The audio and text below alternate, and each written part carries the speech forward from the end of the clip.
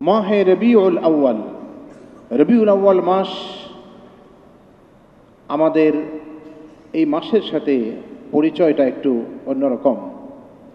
এর বিশেষ কিছু কারণ আছে। আরবি অন্যান্য মাসের সাথে আমাদের পরিচয় যতটুকু, এর চেয়ে একটু ভিন্ন রকম পরিচয় রবিউল আউয়ালের সাথে।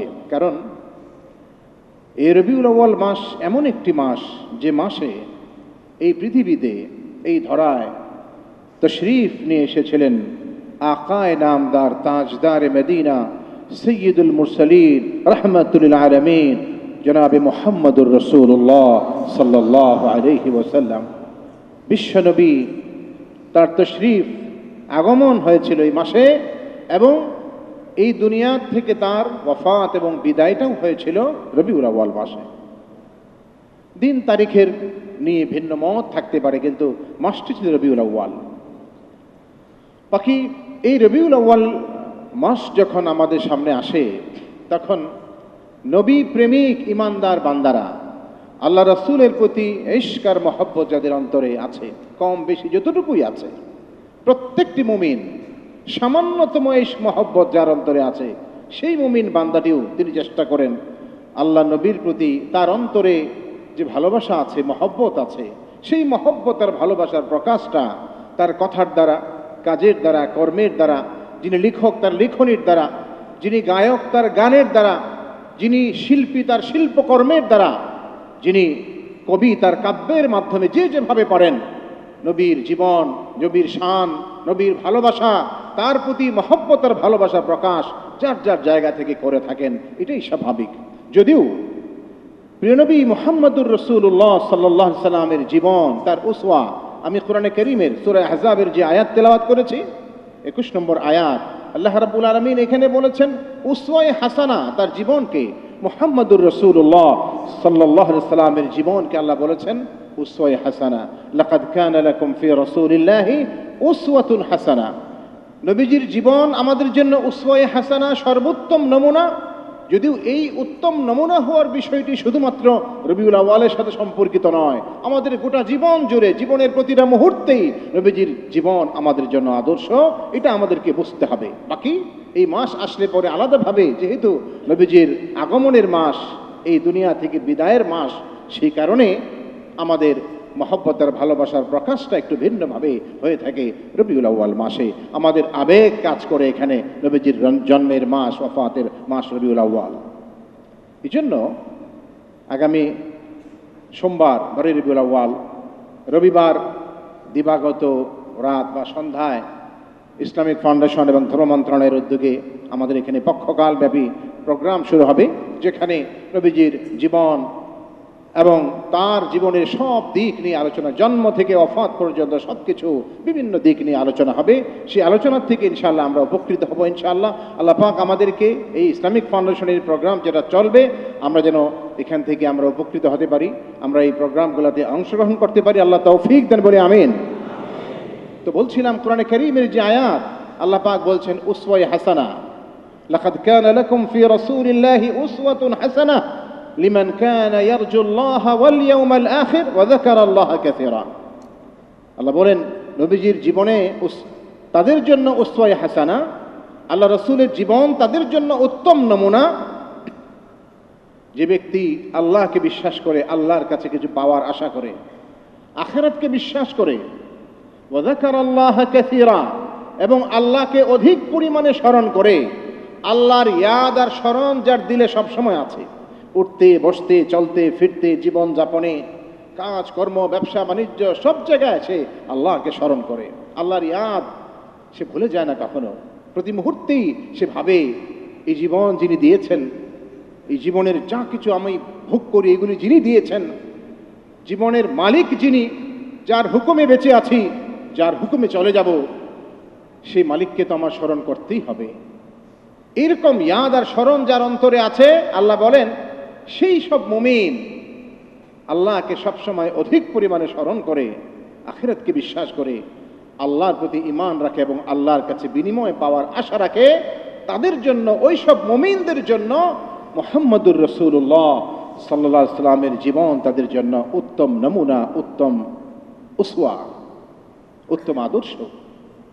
দেখুন, দুনিয়াতে আমরা দেখি যে কোনো বিষয়ে মানুষ যদি কোনো কিছু শিখতে চায়, কোনো বিষয়ে সে পরিপূর্ণভাবে জ্ঞান লাভ করে বাস্তব জীবনে আমল করতে চায়, তার সামনে একটা আদর্শ লাগে। আদর্শের মুখাপেক্ষী প্রতিটি মানুষই নমুনা লাগে। শুধুমাত্র মনে করেন একজন ডাক্তার, শিল্পী, যে কোনো লাইনের মানুষ, তাকে যদি একটা বই ধরিয়ে দেওয়া বলা হয়, বইটা পড়ো, পড়ে তারপরে তুমি এই বিষয়ের এক্সপার্ট হয়ে তুমি কাজ করবা। সাপোজ ডাক্তারের কথাই বলেন, ডাক্তারি বিদ্যা শিখলেন, স্কুল কলেজ পাশ করে MBBS করে, তারপরে এত সব লেখাপড়া করার পরেও তাকে কিন্তু আরেকজন অভিজ্ঞ ডাক্তারের আন্ডারে তাকে অনেক দিন পর্যন্ত প্র্যাকটিস করতে হয়।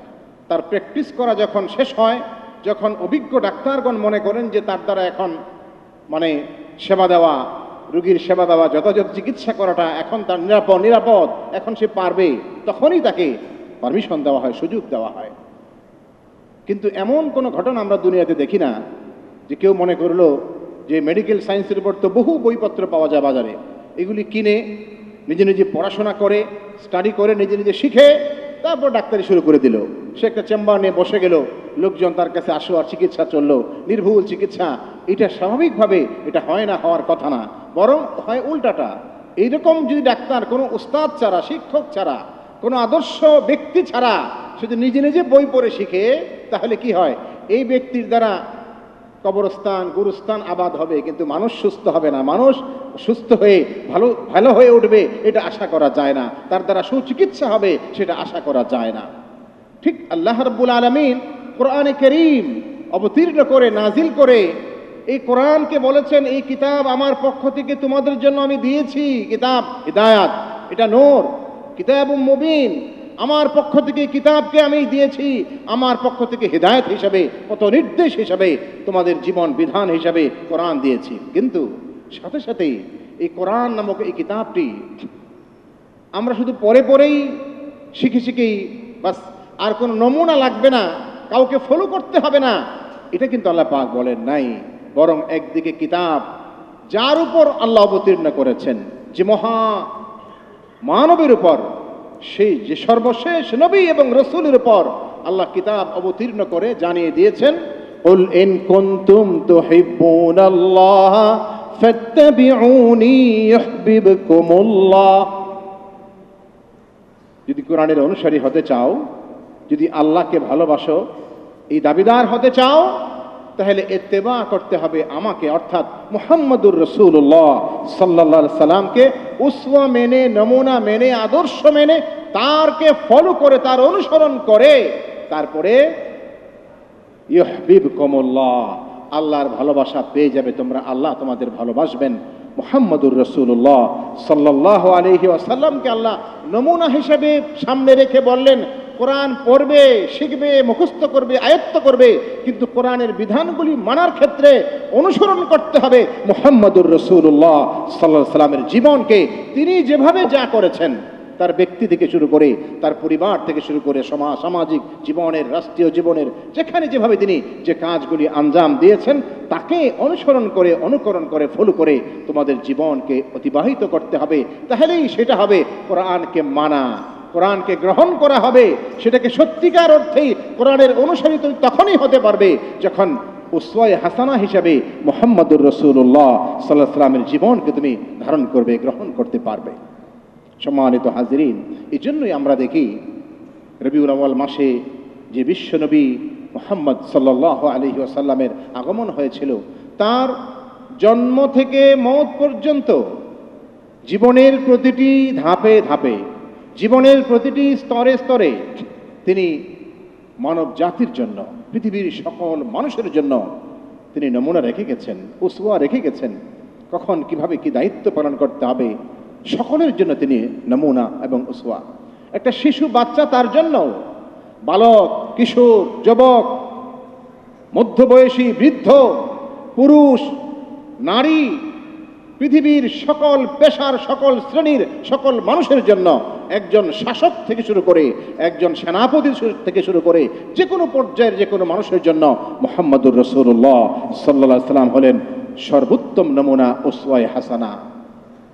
শিশু মুহাম্মদ সাল্লাল্লাহু আলাইহি ওয়াসাল্লাম যখন তার দুধমা হালিমাতুস সাদিয়া রাদিয়াল্লাহু আনহা, সিরাতের কিতাবগুলোতে এই প্রসঙ্গগুলি বিস্তারিত আলোচনা এসেছে যে দুধমার কোলে যখন তিনি তার এখানে লালিত পালিত হচ্ছিলেন, তখনও তিনি মা হালিমাতুস সাদিয়া রাদিয়াল্লাহু আনহা যখন তিনি দুধ পান করতেন, তিনি এক পাশ থেকে দুধ পান করতেন, আরেক পাশে তিনি মুখ লাগাতেন না। এবং কারণ ছিল, এটার ব্যাখ্যা করা হয়েছে এটা যে তার একজন ছোট্ট দুধ ভাই ছিলেন আব্দুল্লাহ, যে কারণে সেই সময়ে আল্লাহ পাক কুদরতিভাবেই জন্ম থেকেই তাকে যেন সেভাবেই গড়ে তুলেছেন যে তখন তো বোঝার বয়স স্বাভাবিকভাবে অন্য সব শিশু যেরকম সেরকমভাবে তো এটা বোঝার বিষয় ছিল না, কিন্তু আল্লাহ রাব্বুল আলামিন তাকে যেহেতু উসওয়া বানাবেন, তাকে যেহেতু নমুনা বানাবেন গোটা মানব জাতির জন্য, ওই সময়েও আল্লাহ পাক সেই দৃষ্টান্ত দুনিয়াবাসীর সামনে রেখে দিয়েছেন। তিনি যখন কিশোর বালক কৈশোরের সময়টা, তার যৌবনের সময়টা, সেই সময়ে কতটা পবিত্র জীবন তিনি যাপন করেছেন। জীবনে এমন কোনো ঘটনা তার জীবনে নাই যে একটি কথা বা একটি কাজ, যে কাজটি অর্থহীন, অপ্রয়োজনীয়, অথবা যা মন্দ, কোনো না কোনোভাবে একটা মন্দ কাজ, কোনো না কোনোভাবে একটি অন্যায় কাজ জীবনে এটা করেছেন বা সমর্থন করেছেন, এমন কোনো ঘটনা তার জীবনে আমরা খুঁজে পাবো না। এমনকি আমরা কেন, যারা মুসলমান তারা নয়, যারা অমুসলিম, যারা আল্লাহ রসুলকে নবী হিসেবে মানে না, বিশ্বাস করে না, আখির নবী হিসেবে বিশ্বাস করে না, বরং দুশ্মনী পোষণ করে, নবীজির দুশ্মন যারা, তারাও জীবনে কোনোদিন এই প্রমাণ দিতে পারে নাই তার জীবনে এমন কোনো কাজ, অপ্রয়োজনীয় কাজ, অপছন্দনীয় কোনো কাজ, কোনো অন্যায় কাজ জীবনে করেছেন, অথবা জীবনে একটি অন্যায় কথা মুখ দিয়ে উচ্চারণ করেছেন, তার দুশ্মনরাও শত্রুরাও কোনোদিন এই কথা দাবি করতে পারে নাই। তিনিই হলেন উসওয়ায়ে হাসানা মুহাম্মদুর রাসূলুল্লাহ সাল্লাল্লাহু আলাইহি ওয়াসাল্লাম। পৃথিবীর বড় বড় জ্ঞানী, মহাজ্ঞানী, বিজ্ঞানী, ক্ষমতাধর ব্যক্তিদের জীবন যদি আপনি পড়েন, সবাই বলে আমার প্রাতিষ্ঠানিক অবস্থা দেখো, আমার রাজনৈতিক জীবন, আমার দর্শন দেখো, কিন্তু আমার ব্যক্তি জীবন থেকে তোমাদের তেমন কিছু পাওয়ার নেই। সব মানুষের মধ্যে দুর্বলতা আছে। ব্যক্তি জীবন, পার্সোনাল লাইফ, সেখান থেকে মানুষের খুব কিছু শেখার থাকে না। এমনি বিশাল কিছু করেছে সে মানুষের জন্য, জগতের জন্য, বড় বড় মনীষীরা অনেক কাজ করেছে, অনেক খেদমত করেছে, কিন্তু তার ব্যক্তিগত একান্ত জীবন, সেখান থেকে মানুষের শিখার, জানার, পাওয়ার তেমন কিছুই থাকে না। একমাত্র ব্যতিক্রম আখির নবী, বিশ্ব নবী মুহাম্মদুর রাসূলুল্লাহ সাল্লাল্লাহু আলাইহি সাল্লামের ক্ষেত্রে তার একান্ত পারিবারিক জীবন, ব্যক্তি জীবন, তার একেবারে ফ্যামিলির যে অবস্থা, ভেতরের যে অবস্থা, যখন তিনি একান্তে ঘরে তার স্ত্রীর সাথে একান্তে জীবন কাটাতেন, সেখানেও তার কথাবার্তা কেমন হতো, তার আচরণ কেমন হতো, তাদের সাথে চলাফেরা, উঠা বসা, খাওয়া দাওয়া একসাথে যখন হতো তখন কেমন হতো, এটা পুঙ্খানুপুঙ্খরূপে প্রতিটি বিষয়, প্রতিটা মুহূর্তের চিত্র আমাদের সামনে সাহাবায়ে কেরাম রাদিয়াল্লাহু আনহুম, উম্মাহাতুল মুমিনিনগণ এবং তার যারা সাহাবীরা ছিলেন, তাদের জবান থেকে, তাদের মুখ থেকে, তাদের লিখনি থেকে আমরা তার জীবন সম্পর্কে জানি যে এক মুহূর্তের জন্য এমন কোনো বিষয় নাই তার একান্ত জীবনের, তার পারিবারিক জীবনের, ব্যক্তিগত জীবনে, যেখানে এমন কোনো বিষয় যে একদিনের জন্য একটা কথায়, একটা আচরণে এমন হয়েছে যে আচরণে কেউ তার দ্বারা কষ্ট পেয়েছেন বা কোনো রকমের কোনো কারোর প্রতি অবিচার হয়েছে,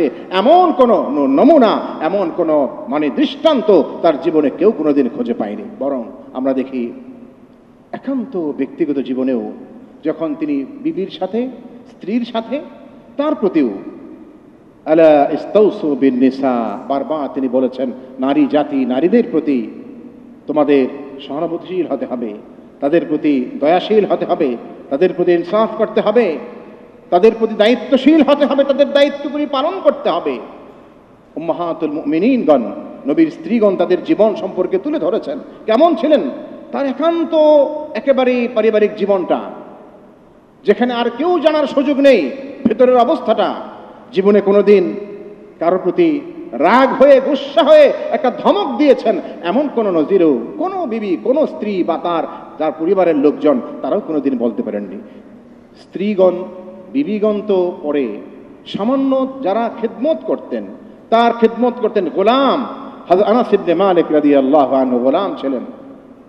আনাস ইবনে মালিক ছোট্ট বয়সে তার আম্মা নবীজির কাছে তাকে রেখে গিয়েছিলেন যে এই বাচ্চাটি হাদা গোলাম ইয়াখদিমুক।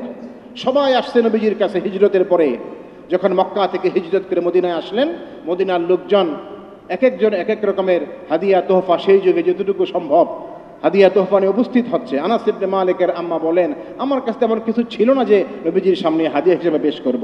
আমি আর ছোট্ট বালক ছিল, আমার ছোট্ট বাচ্চাটাকে নিয়ে আমি তার কাছে গিয়ে বললাম, ইয়া রাসূলুল্লাহ, এই আমার ছেলে, আমার ছোট্ট বালক, এই গোলাম, সে আপনার খেদমত করবে, আপনার খেদমতের জন্য আমি গোলামটাকে, বাচ্চাটাকে নিয়ে আসছি, আপনি যদি দয়া করে কবুল করতেন। রাসূল আকরাম সাল্লাল্লাহু আলাইহি ওয়াসাল্লাম তাকে আদর করে ভালোবেসে বুকে টেনে নিয়েছিলেন, বলেছেন, ঠিক আছে, এই বাচ্চা, এই গোলাম আমার কাছে থাকবে, সে আমার কাছেই লালিত পালিত হবে।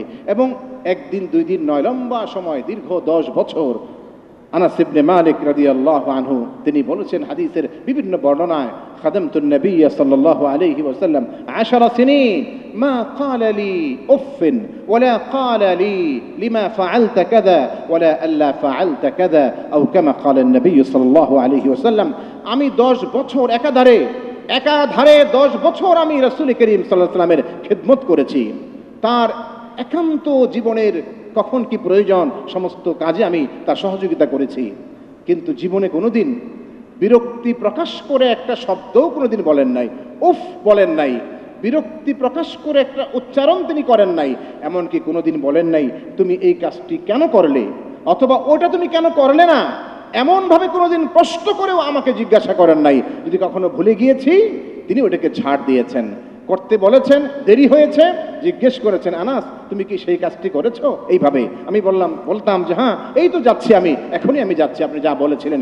এই ছিল আচরণ একটা সাধারণ তার গোলাম, তার অধীনে যে কাজ করে তার প্রতি তার আচরণ। তাহলে তার যারা বিবি, তার কন্যা, পরিবারের সদস্য, আত্মীয় এবং সাধারণ মুসলমান, তাদের সাথে আচরণ কেমন ছিল সেটা এখান থেকে আমরা আন্দাজ করতে পারি। একটা গোলামকে যিনি ধমক দেন না, তাহলে বাকিদের সাথে তার আচরণ কত সুন্দর ছিল, এখান থেকে সেটা পরিষ্কার হয়ে যায়। আমার ভাইরা, এই জন্য মুহাম্মদুর রাসূলুল্লাহ সাল্লাল্লাহু আলাইহি ওয়াসাল্লামের জীবনকে বলা হয়েছে উসওয়ায়ে হাসানা, উত্তম নমুনা। বাবা হিসাবে, সন্তান হিসাবে, স্বামী হিসাবে, পরিবারের প্রধান হিসাবে, সমাজের প্রধান হিসাবে, রাষ্ট্রপ্রধান হিসাবে যখন যুদ্ধ হতো, জিহাদ চলতো, যুদ্ধের ময়দানে সেনাপতি, প্রধান সেনাপতির আসনে সেখানে বসে সেই দায়িত্ব পালনের ক্ষেত্রে সব জায়গায় তিনি উসওয়া এবং নমুনা। গোটা পৃথিবীর সকল মানুষের জন্য সে কিয়ামতকাল পর্যন্ত একমাত্র ব্যক্তি, একমাত্র সত্তা তিনি মুহাম্মদুর রাসূলুল্লাহ সাল্লাল্লাহু আলাইহি ওয়াসাল্লাম। সবার জন্য তিনি উসওয়া এবং নমুনা। আল্লাহ রাসূল সাল্লাল্লাহু আলাইহি ওয়াসাল্লাম তার সন্তানরা ছিলেন, তার কন্যা সন্তানরা বড় হয়েছিলেন, বিয়ে শাদী দিয়েছেন। ছেলে সন্তানরা ছোট্ট বয়সে ইন্তেকাল হয়ে গিয়েছিল, ওফাত হয়ে গিয়েছিল।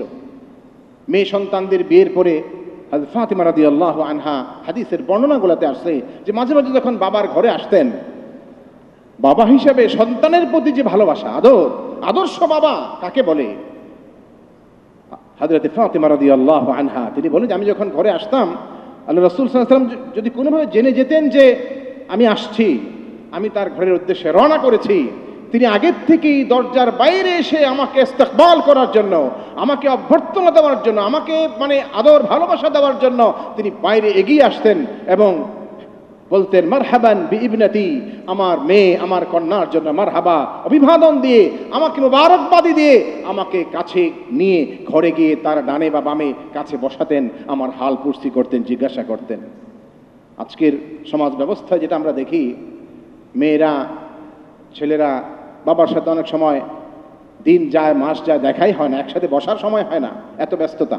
মেয়ে বাবার বাড়ির থেকে অথবা স্বামীর বাড়ির থেকে অথবা তার কোনো দূরের থেকে মেয়ে আসছে ঘরে, খোঁজখবর নিচ্ছে কে কোথায়, সবার সাথে দেখা হয়েছে, বাবার সাথে দেখা হয়নি, জিজ্ঞেস করছি বাবা কোথায়, যে বাবা তো ব্যস্ত অফিসিয়াল কাজ নিয়ে, অথবা ফোনে ব্যস্ত, অথবা কম্পিউটার নিয়ে ব্যস্ত আছেন। বাবার সাথে অনেক পরে দেখা হওয়ার পরে জিজ্ঞেস করছে, হ্যাঁ আসছো তুমি, বাস এতটুকুই। কিন্তু মুহাম্মদুর রাসূলুল্লাহ সাল্লাল্লাহু আলাইহি ওয়াসাল্লাম মেয়েকে খুশি করার জন্য, তাকে সম্মান করার জন্য, মেয়ের জায়গায় তার প্রতি ভালোবাসা দেখানোর জন্য তিনি স্বয়ং মুহাম্মদুর রাসূলুল্লাহ সাল্লাল্লাহু আলাইহি ওয়াসাল্লাম, আল্লাহর পরেই যার শান আর মর্যাদা, এত বড় নবী, এত বড় পয়গম্বর, নবীদের নবী, নবীদের সর্দার, যিনি সৈয়দুল আম্বিয়া, ইমামুল আম্বিয়া হওয়ার পরেও তিনি বাবার জায়গা থেকে মেয়েকে তার প্রতি ভালোবাসা দেখানোর জন্য তাকে এগিয়ে গিয়ে ইস্তেকবাল করে অভ্যর্থনা দিয়ে তাকে ঘরে নিয়ে আসতেন।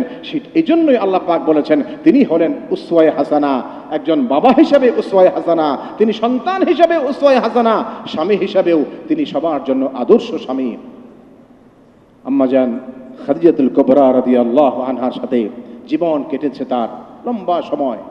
প্রথম স্ত্রী খাদিজাতুল কুবরা রাদিয়াল্লাহু আনহা, তার ওয়াফাত পর্যন্ত আর কোনো স্ত্রী তিনি গ্রহণ করেন নাই, জীবনের লম্বা সময় কাটিয়েছেন তার সাথে। এবং তার ওয়াফাতের পরে মাঝে মাঝে কখনো যদি এমন হতো যে তার আলোচনা আসতো কোনো কারণে, কোনো প্রসঙ্গে, অন্য বিবিগণ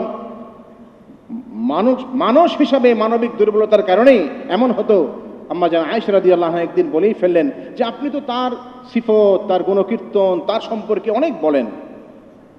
কান্নামা আলা ওয়াজহিল আরদি ইমরাআতুন ইল্লা খাদিজা, আপনার কথায় খাদিজা সম্পর্কে আপনি যখন আলোচনা করেন মনে হয় যেন এই জমিনে, আল্লাহর জমিনে খাদিজা ছাড়া আর কোনো নারী নাই।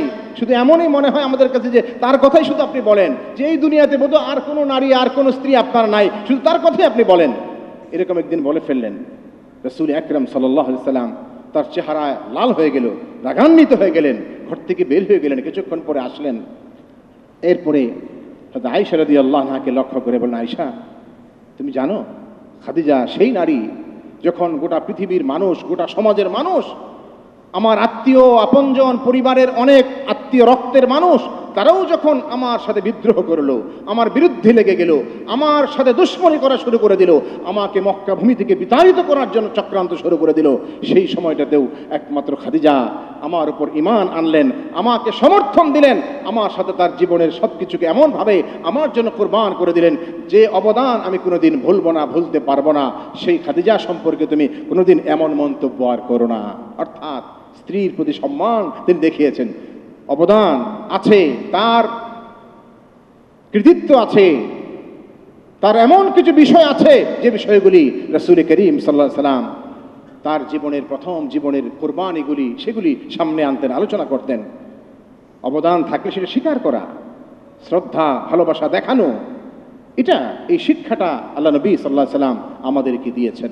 এমনকি আল্লাহ রাসূল সাল্লাল্লাহু আলাইহি সাল্লাম যখন তার যৌবনকাল 25 বছর বয়সে আমরা জানি দাম্পত্য জীবন শুরু করেছিলেন, 25 বছরের যুবক মুহাম্মদুর রাসূলুল্লাহ সাল্লাল্লাহু আলাইহি সাল্লাম। মা খাদিজার বয়স বেশি ছিল, 40-এর মতো, জীবন শুরু করেছেন। যখন নবুয়তির জীবনের ঘোষণা যখন আসলো, 40 বছর নবীজির যখন 40 বছর হলো, আল্লাহর পক্ষ থেকে ঘোষণা দেওয়ার জন্য আপনি বলেন এবার যে আমি পয়গম্বর, আমার কাছে কোরআন নাজিল হয়। এই কোরআন অবতীর্ণ হওয়া শুরু হলো হেরা গুহায়। সেদিন ঘটনা এমন হয়েছিল, আম্মাজান খাদিজা রাদিয়াল্লাহু আনহা ঘরে, নবীজি হেরা গুহায় ধ্যানমগ্ন, সেখানে জিবরিল আমিন আসলেন, তাকে সালাম দিলেন, সাক্ষাৎ করলেন, পড়তে বললেন, বুকে চাপা দিলেন, একবার, দুইবার, তিনবার চাপা দিলেন। সূরাতুল আলাকের প্রথম অংশগুলি, আয়াতগুলি নাজিল হলো। আল্লাহ রাসূল জিবরিল আলাইহিস সালাম পড়তে বললেন, নবীজি পড়লেন। এই যে ঘটনাগুলি হলো, এই ঘটনার আকস্মিকতায় হঠাৎ করে এরকম একটা বিষয়, হযরত জিবরিল আলাইহিস সালাম তাকে তিনি দেখলেন জমিন থেকে আসমান পর্যন্ত, তার বিশাল সামনে যেন দেহ, এটা দেখে এক ধরনের ভীতি তার মনে চলে আসলো। ঘরে ফিরে আসলেন, এসে হযরত খাদিজা রাদিয়াল্লাহু আনহাকে বললেন, হে আমার প্রিয়তমা স্ত্রী খাদিজা, জাম্মিলুনি, আমাকে একটু কম্বল দিয়ে ঢেকে দাও, আমার যেন ভয় হচ্ছে কেমন যেন। যে কেন, কি হয়েছে আপনার, খুলে বলুন। নবীজি যখন বললেন এই ঘটনা আমার সাথে হয়েছে, আল্লাহর দূত আমার কাছে এসেছে এবং এইভাবে আমাকে কোরআনের কিছু আয়াত আমার উপর অবতীর্ণ হয়েছে, এবং এই হঠাৎ করে এই ঘটনার আকস্মিকতায় আমার মধ্যে এক ধরনের ভীতি কাজ করছে। তখন সেই স্ত্রী খাদিজাতুল কুবরা রাদিয়াল্লাহু আনহা তিনি সাথে সাথেই বলে উঠলেন চিৎকার দিয়ে, কাল্লা লা ইউখজিকাল্লাহু আবাদা ইন্নাকা লাতাসিলুর রাহিম ওয়া তাহমিলুল কাল ওয়া তাকসিবুল মা'দুম ওয়া তুকরিদ দাইফ ওয়া তুঈনু আলা নওয়াইবিল হক। স্বামীকে বললেন, স্বামী আমার, আপনি একটু বিচলিত হবেন না, ভয় পাবেন না, কারণ আপনি এমন একজন মানুষ, আপনাকে আমার জীবনের 25 বছর যৌবন থেকে আমি দেখেছি আপনি কি করেন মানুষের জন্য, সমাজের জন্য, দেশ সমাজের সকল মানুষের জন্য আপনার যে উদার মন, সবার আপনি ভালো চান, আপনি অসহায় নিঃস্ব মানুষের দায়িত্ব গ্রহণ করেন, আপনি আত্মীয়তার বন্ধন যারা ছিন্ন করতে চায় তাদের সাথে আপনি আত্মীয়তার বন্ধন অটুট রাখেন, সম্পর্কটাকে জড়ান, আপনি অসহায় মানুষদের সাহায্য করেন, দারিদ্র পীড়িত মানুষের তাদের পাশে থাকেন, যে কোনো অবস্থায় মানুষের সেবা করা, খেদমত করার যে মানসিকতা আপনার মধ্যে আমি দেখেছি এবং বাস্তব চিত্র আমি দেখেছি আপনার জীবন থেকে। অতএব আমি আল্লাহর কসম করে বলছি, আল্লাহ পাক আপনাকে কখনোই কোনোদিন এই দুনিয়াতে বেইজ্জতি করবেন না, আল্লাহ আপনার শানকে আরো অনেক বাড়াইয়া দিবেন। সুবহানাল্লাহ। স্ত্রী স্বামীকে বলছেন সেই কথাগুলি বুখারী শরীফের বর্ণনায়, তারিখের কিতাব সমূহে স্পষ্ট করে বলা আছে। বলছিলাম এখন স্ত্রী স্বামীর সম্পর্কে যখন এই কথা বলেন তাহলে বুঝেন আপনি যে একজন স্ত্রী স্বামীর সম্পর্কে ভালো বলা, হাদিসের বর্ণনায় আসতে নবীজি বললেন যে নাকি স্ত্রীর কাছে যদি মনে হয় যে সে তার চরিত্র সম্পর্কে স্ত্রী যদি বলে ভালো, তাহলে আসলেই সে ভালো, এটা বুঝতে হবে। কাজে স্ত্রী হয়ে স্বামী সম্পর্কে বলছেন আপনার কোনো ভয় নাই, চিন্তা নাই, আল্লাহ আপনাকে এই দুনিয়াতে অপমানিত করবেন না, আল্লাহ আপনাকে সম্মানিত করবেন, কারণ আপনি মানুষের পাশে থাকেন, আপনি অসহায় মানুষ, বুভুক্ষ মানুষ, এরকম বঞ্চিত মানুষ, যারা কষ্টে আছে, এইসব মানুষ যারা নিঃস্ব অসহায়, তাদের দায়িত্ব আপনি নেন, আত্মীয়দেরকে আপনি আত্মীয়তা করেন, মেহমানদারি করেন। এই যে গুণ, এই সব গুণ যে মানুষের মধ্যে আছে, সেই মানুষ দুনিয়াতে অপমানিত হতে পারে না। আমার ভাইরা, মুহাম্মদ সাল্লাল্লাহু আলাইহি সাল্লাম সম্পর্কে আমরা যদি দেখি, তিনি সবার জন্য নমুনা, স্ত্রীর কাছে আদর্শ স্বামী হিসেবে নমুনা। যখন সমাজ পরিচালনা করেছেন রাষ্ট্রনায়ক মুহাম্মদুর রাসূলুল্লাহ সাল্লাল্লাহু আলাইহি সাল্লাম, সেখানেও তিনি সবার জন্য নমুনা, ইনসাফ কায়েম করেছেন, আদল কায়েম করেছেন, সুবিচার কায়েম করেছেন, বৈষম্যহীন সমাজ গড়ে তুলেছেন, যে সমাজে মদিনায় বিভিন্ন ধর্মের মানুষ সেখানে বসবাস করত, কিন্তু কারো প্রতি কোনো অবিচার ছিল না, সবাই সবার যার যার অধিকার নিয়ে, যার যার সম্মান নিয়ে সেই সমাজে বসবাস করত। এবং রাসূল আকরাম সাল্লাল্লাহু আলাইহি সাল্লাম সেটা স্পষ্ট করে জানিয়ে দিয়েছিলেন যে যেই হোক না কেন, মুসলিম অমুসলিম নির্বিশেষে এই সমাজের কোনো একটা মানুষের প্রতি কেউ যদি কোনো অন্যায় করে, অবিচার করে, জুলুম করে, আমি তার পক্ষ হয়ে কিয়ামতের ময়দানে আমি দাঁড়ায় যাব। বিশেষ করে কোনো অমুসলিমের প্রতি কেউ যদি জুলুম করে, যে রাষ্ট্রের কর দেয়, রাষ্ট্রীয় শৃঙ্খলা মেনে চলে, এরকম একজন মানুষ, সে বেদিনও যদি হয়, অন্য ধর্মেরও হয়, তার প্রতি কেউ যদি অবিচার করে, আমি কিয়ামতের দিন ওই ব্যক্তির পক্ষ হইয়া যে তার উপর জুলুম করেছে, আমি তার বিরুদ্ধে আল্লাহর সামনে বিচার দায়ের করব। কত বড় কথা বলেছেন! অর্থাৎ ন্যায় এবং ইনসাফ ভিত্তিক যে সমাজ আল্লাহ রাসূল সাল্লাল্লাহু আলাইহি সাল্লাম কায়েম করেছিলেন, সেই তিনি আমাদের জন্য আদর্শ, কিয়ামত কাল পর্যন্ত সকল মানুষের জন্য আদর্শ এবং নমুনা মুহাম্মদুর রাসূলুল্লাহ সাল্লাল্লাহু আলাইহি ওয়াসাল্লাম। আমার ভাইরা, কাজে আসুন না আমরা এই দুনিয়াতে, এই সময়ে, এই সমাজে আমাদের ভাবতে হবে যে আজকেও আবার আমাদেরকে আল্লাহর কাছে কামনা করতে হবে, চাইতে হবে বারবার, এবং আমাদেরকে আন্তরিকভাবে চেষ্টাও করতে হবে। আমরা সেই সমাজ ফিরে পেতে চাই যে সমাজ বিনির্মাণ করেছিলেন মুহাম্মদুর রাসূলুল্লাহ সাল্লাল্লাহু আলাইহি ওয়াসাল্লাম, যেখানে কোনো বৈষম্য ছিল না, মানুষে মানুষে কেউ কোনো অধিকার থেকে বঞ্চিত হতো না, কোনো নারী, কোনো শিশু কেউ বঞ্চিত হতো না। দিনে বা রাতে কোনো একজন নারী নীরবে নির্জনে শুধু একাকীও হেঁটে যেত, কোনো লম্পট, কোনো দুশ্চরিত্র মানুষের পক্ষে সাহস ছিল না, তার দিকে খারাপ দৃষ্টি তাকানোর সাহস ছিল না। আমরা চাই আবার সেই সমাজ ফিরে আসুক, আবার সেই শান্তির সমাজ আবার ফিরে আসুক, আবার আমরা চাই সেই জীবন, সেই সমাজ ব্যবস্থা ফিরে আসুক, যেখানে আল্লাহর দ্বীন কায়েমের কোনো একজন কর্মী, আল্লাহর দ্বীন কায়েমের জন্য যিনি লড়াই করেন, সাধনা করেন, এমন একজন কর্মীর উপর আর কোনোদিন যেন কোনো রক্তচক্ষু তাকে দেখানো না হয়, আর কোনো জুলুম তার উপর না হয়, আর কোনো আলেম, আর কোনো দিনদার মানুষের উপর কোনো রকম অত্যাচার না হয়। আমরা সেই সমাজ ফিরে পেতে চাই। আমরা আবার চাই একটা শান্তিপূর্ণ অবস্থা, একটা স্থিতিশীল অবস্থা, যেখানে মানুষ মানুষের অধিকার নিয়ে বেঁচে থাকবে। বৈষম্যহীন সমাজ, যে সমাজ আমাদের দেখিয়ে গিয়েছেন, যে সমাজের চিত্র আমাদের সামনে রেখে গিয়েছেন মুহাম্মদুর রাসূলুল্লাহ সাল্লাল্লাহু আলাইহি ওয়াসাল্লাম। আজকে রবিউল আউয়াল মাসের এই সময় আসুন আমরা এই কাজটি করার জন্য, সেরকম একটি বৈষম্যহীন সুন্দর সমাজ গড়ার জন্য আমাদেরকে ঐক্যবদ্ধ থাকতে হবে। মুসলমান এমনকি অমুসলিম, তাদের সাথেও আমাদের সুন্দর আচরণের মধ্য দিয়ে একটা সুন্দর পরিবেশ তৈরি করতে হবে। আর মুসলমান হিসেবে আমরা যারা আছি, আল্লাহর পক্ষ থেকে বলে দেওয়া হয়েছে, ছোটখাটো মতভেদ থাকলেও, ছোটখাটো বিষয়ে ইখতিলাফাত থাকার পরেও ইন্নামাল মুমিনুনা ইখওয়া ফাআসলিহু বাইনা আখাওয়াইকুম ওয়াত্তাকুল্লাহা লাআল্লাকুম তুরহামুন। মুমিনের ভাই বন্ধু, অতএব যদি কোনো বিষয় এমন থাকে, যদি কোনো রকমের মন কষাকষি হয়েও যায়, আসলিহু বাইনা আখাওয়াইকুম, আল্লাহর পক্ষ থেকে বলা হলো তোমরা এখানে সংশোধন করে নাও, তোমাদের ভ্রাতৃত্বের বন্ধনটাকে আরো মজবুত করে নাও। কোন রকমের ভেদাভেদ নয়, ভুল বুঝাবুঝি নয়, তোমরা ঐক্যবদ্ধ থাকো, একে অপরকে বন্ধু ভাবো, একে অপরকে আপন মনে করো, সবাই সবাইকে কাছে টেনে নাও। যে তোমরা চাও একটা শান্তির সমাজ, তাহলে তোমাদের মধ্যে সেই ঐক্যটা লাগবে, সেই মজবুত সুদৃঢ় ঐক্য তোমাদের মধ্যে গড়ে তুলতে হবে, ভ্রাতৃত্বের বন্ধনটা গড়ে তুলতে হবে। কাউকে কোনো বিষয়ে ছোট করা, হেয় করা, তাচ্ছিল্য করা এটা করবে না। লা ইয়াসখার কওমুম মিন কওম আসা আন ইয়াকুনু খায়রাম মিনহুম, যে শিক্ষা মুহাম্মদ সাল্লাল্লাহু আলাইহি ওয়াসাল্লাম দিয়ে গেছেন। হতে পারে সে একজন গোলাম, চাকর, অধীনস্থ কেউ, ঝাড়ুদার, পিয়ন, দপ্তরি, যেই হোক না কেন, তার প্রতিও কোনো বৈষম্য নয়, তার প্রতিও কোনো অবিচার নয়, তার প্রতিও কোনো জুলুম নয়। সেও তার অধিকার নিয়ে, হক নিয়ে বেঁচে থাকার, মর্যাদা নিয়ে, সম্মান নিয়ে বেঁচে থাকার অধিকার তার আছে, সেটাই দিতে হবে। রাসূল করিম সাল্লাল্লাহু আলাইহি সাল্লামের জীবনের অনেক দিক, অনেক কথা আমরা সামান্য একটু বললাম। তার জীবনের অন্তিম সময়ে, একবারে যখন তার ওয়াফাত হয়ে যাচ্ছিল, জীবনের অন্তিম সময়ে তার বাহ্যিকভাবে তার শরীর থেকে, দেহ মোবারক থেকে যখন রূহ বের হয়ে যাবে, সেই সময়টা আম্মাজান আয়েশা রাদিয়াল্লাহু আনহার ঘরে হুজরার মধ্যে তিনি ছিলেন। আম্মাজান আয়েশা বলেন, তিনি কানা নবী সাল্লাল্লাহু আলাইহি ওয়াসাল্লাম বাইনা হাকিনাতি ওয়া যাকিনাতি, আমি তাকে আমার কোলের উপর রেখে এইভাবে বসা ছিলাম তাকে ধরে। তখন দেখলাম তিনি বারবার বলছিলেন আকাশের দিকে তাকিয়ে তাকিয়ে, আল্লাহুম্মা রফিকাল আলা, আমি আমার উপরের বন্ধুর কাছে চলে যেতে চাই, বন্ধুর সাথে মিলিত হতে চাই। তিনি চলে যাবেন, আলামত বোঝা যাচ্ছিল। সেই সময়ে মেসওয়াক করলেন আমার ভাই আব্দুল্লাহ, তিনি ঘরে ঢুকলেন, তাকিয়ে থাকলেন। আমি বললাম, ইয়া রাসূলুল্লাহ, আপনি কি মেসওয়াক করবেন? তিনি ইশারায় বললেন যে হ্যাঁ। আমি সেই গাছের ডালটি, কাঁচা ডাল মুখে নিয়ে চিবিয়ে নরম করে তার হাতে দিলাম, তিনি সুন্দর করে মেসওয়াক করলেন। তার সর্বশেষ আমল ছিল মেসওয়াক করা। এরপরে একেবারেই যখন সময় শেষ হয়ে আসছিল, শেষ কয়েকটা কথা অনুচ্চ আওয়াজে, ক্ষীণ আওয়াজে নবীজি বলছিলেন, আসসালাত ওয়া মা মালাকাত আইমানুকুম, অর্থাৎ গোটা মানব জাতিকে লক্ষ্য করে, ইমানদারদেরকে লক্ষ্য করে, মুসলিম উম্মাহকে লক্ষ্য করে তার জীবনের শেষ বাণী, শেষ উপদেশ ছিল এটা, আসসালাত ওয়া মা মালাকাত আইমানুকুম, সালাত, নামাজ, নামাজ ছাড়া যাবে না, সালাত ছাড়া মুমিন থাকা যায় না।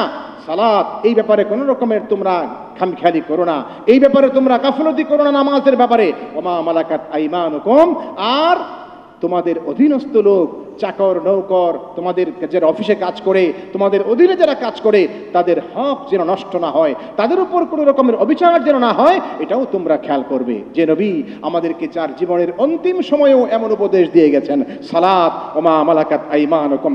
আমরা যদি আসলেই তাকে ফলো করতে পারি, আমরা যদি আসলেই তার নমুনাকে, উসওয়াকে, উত্তম আদর্শ হিসেবে আমরা জীবনের প্রতিটা জায়গায় তাকে যথাযথভাবে অনুকরণ করতে পারি, এই দুনিয়ার জীবনে আমরা আর কোনোদিন আমরা সেই পিছিয়ে চলে যাব না, আমরা পিছিয়ে যাব না, আমরা এগিয়ে যাব। আমরা যেটা চাই, আমরা যে শান্তির সমাজ গড়তে চাই, সেখানে ইনশাআল্লাহ আমরা পৌঁছে যাব। আল্লাহ পাক আমাদের সবাইকে তৌফিক দেন। আল্লাহ পাক আমাদের সবাইকে মুহাম্মদুর রাসূলুল্লাহ সাল্লাল্লাহু আলাইহি সাল্লামকে জীবনের সব জায়গায়, সব ক্ষেত্রে উসওয়া হিসাবে, নমুনা হিসাবে গ্রহণ করার তৌফিক দেন। সবাই বলি আমিন, আল্লাহুম্মা আমিন। ওয়া আখিরু দাওয়ানা আনিল হামদুলিল্লাহি রাব্বিল আলামিন।